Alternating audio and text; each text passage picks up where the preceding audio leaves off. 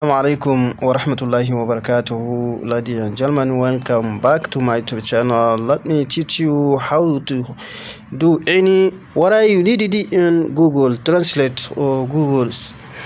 Insha Allah ina muku barka da warhaka kowa da kowa. Insha Allah ina ce barkamu da dawowa cikin wannan group namu mai albarka, ko in ce channel Makaranta TV. A gurguje yau na zo da wata fa'ida ne kaɗan game da Google. In ka shigo cikin Google misali za ka ga wasu abubuwa kamar haka.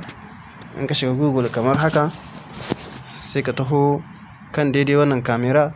In ka shiga cikin wannan kamera insha Allah so tari za ka ga in ka tafi sayan magani ko ka tafi wasu abubuwa sai ka gani mai tsaron farmasi ya ɗauko wayar shi ba wani abu bane yake shiga, yana shiga cikin kamerar wannan ne, saboda su ɗin ma ba kowane magani bane ba kake tardawa mutum ya san adrar ɗin shi ko kuma ya san fawaid ɗin shi, bi ma'ana ya san cutarwar shi da fa'idar shi.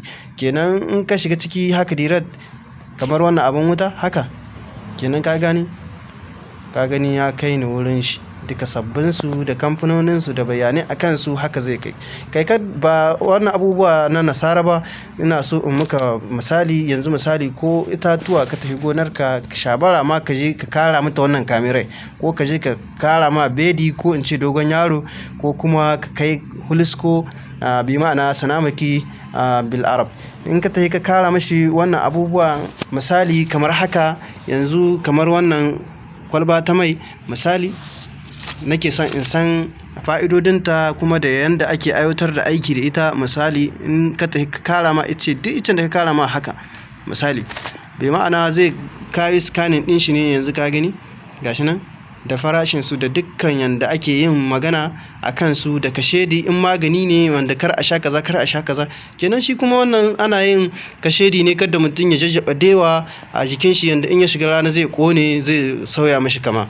Bai ma'ana kamar yanda yan matan mu dai na ƙauye muke yi, zaka gani mutum ya jajjaba a jikin shi ma sai ka yi shafa amma bai gane cewa ba cutar da kanshi yake. A gurguje yanzu misali in ka shiga cikin nan misali kuna da wata group ɗinku ta ustazai masu farmasi Islamic, sai aka turo wani ice al'ashab ko kuma aka turo wani ashajar, sai ka shiga misali cikin shi haka dannawa za ka yi kan shi haka. Yanzu misali in ka danna kan daidai hoton haka ka shiga cikin kamera wacce ta hoto, yanzu zai yi muka scanning din shi ne. Kainuwa ce yanzu nan misali baka san ba kainuwa maganin da take da cutarwar da take, to dukkanin malamai ko in ce likitoci masana wannan fanni sun shiga sun yi bayani, kautar da za ka yi a aji. Ka gani kenan kuma haka kowane ice ka tarda in ka mishi scanning din wannan, bi ma'ana ka ga wannan dai gashi nan wannan icen dai cikin wani group ɗinmu ne farmasi Islamic aka turo shi, ni kuma ban san fa'idar shi ba, ban san sunan shi ba misali.